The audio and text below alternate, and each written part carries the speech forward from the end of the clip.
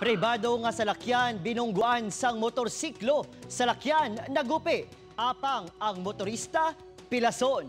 Si Rojimar Sukaldito nakatuto.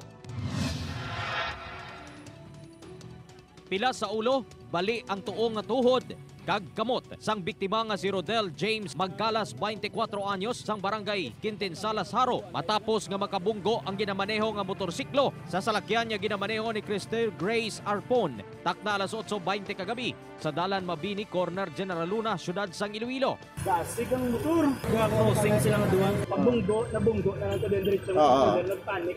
Halin sa Dalan Mabini ang salakyan ni Arpon. Kag pag-abot sa corner sang General Luna, hinali lang nga umulhot ang motor nga tuman kadasig ang pagpadalagan. Nag-stop kaya gala. Kami.